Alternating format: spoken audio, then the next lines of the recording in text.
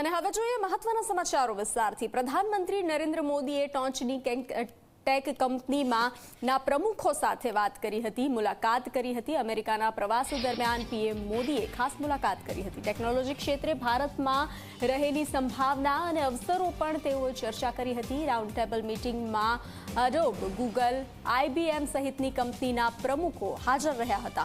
ટોચની અમેરિકન કંપનીના CEO સાથે બેઠક કરી હતી। પીએમ મોદીએ AI, ક્વોન્ટમ કોમ્પ્યુટરિંગ, સેમિકન્ડક્ટર અને બાયોટેકનોલોજીકલ સહિતના ક્ષેત્રે અનેક બંને દેશો વચ્ચે સહયોગ વધારવા પર આ બેઠકમાં ચર્ચા કરવામાં આવી હતી। સાથે પીએમ મોદીએ કહ્યું કે આ સદી ટેકનોલોજીની છે, સાથે લોકશાહીનું બેલેન્સ પણ જરૂરી છે, જે ભારત પાસે છે।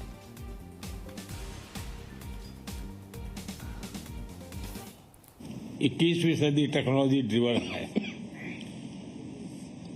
शायद ही जीवन का कोई क्षेत्र ऐसा होगा कि जिसको अब टेक्नोलॉजी ड्राइव न करती हो।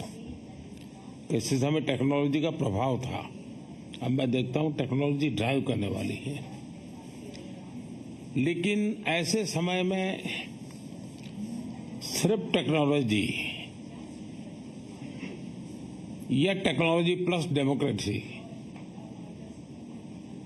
इसका एक संतुलन बहुत जरूरी है, क्योंकि डेमोक्रेटिक वैल्यूज और टेक्नोलॉजी का मिलना मानव कल्याण की गारंटी देता है, एक विश्वास पैदा करता है। एंड टेक्नोलॉजी माइनस डेमोक्रेसी, मैं समझता हूं किसी भी संकट के लिए एक वातावरण पैदा कर देता है। भारत एक देश है जिसके पास टैलेंट भी है, डेमोक्रेसी भी है, मार्केट भी है, और ऐसी गोल्डन अपॉर्चुनिटी मैं समझता हूं बहुत रेयर होती है, जो आज भारत के पास उपलब्ध है।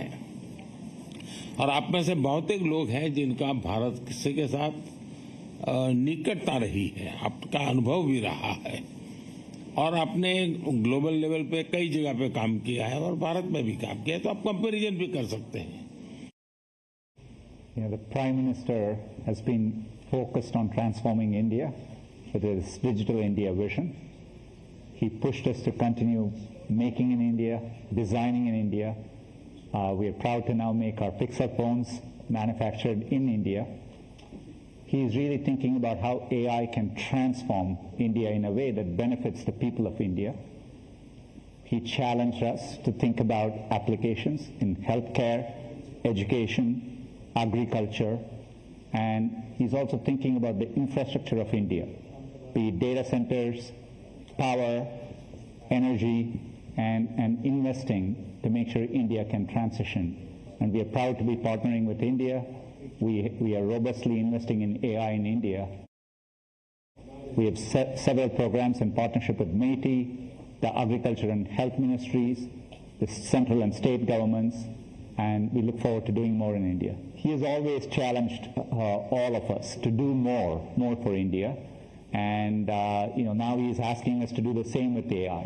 He has a clear vision, both in terms of the opportunity that AI will create, but he wants to make sure ultimately AI is there to benefit the people of India.